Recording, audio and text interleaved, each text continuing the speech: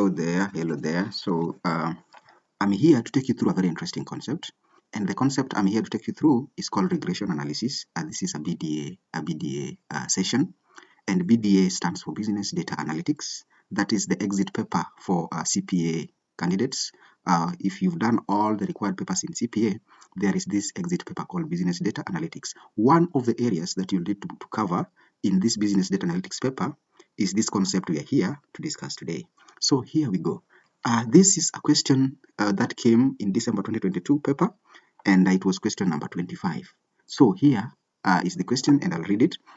Farmgate Company Limited produces and sells shovels. The company provides the following data for quantities of shovels produced and related production cost for the calendar year 2021. So here is the question. You can see we've been given months. There is quantity produced, production cost is also given there. And then this data is given running from January all the way to December 2021. So here, the examiner is asking us something required part A, determine the variable cost per unit and total variable costs using regression analysis. That is 6 marks. Part B is asking estimate the total production cost if the following number of units are produced.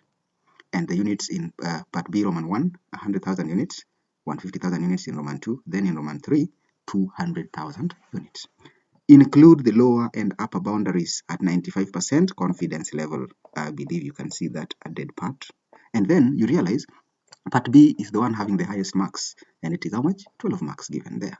Part C, which is the last part of the questions, is asking, prepare a chart plotting the predicted Y versus the actual Y from the regression function determined in A above.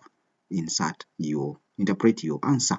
That is 2 marks. This question alone is bringing you 20 marks. In BDA examination, 20 marks. In case the pass mark is, for example, 50, if you have already secured your 20 marks, you realize you are only left with 30 marks to look for. So you have no reason to fail a BDA paper. So here I will take you through. Here.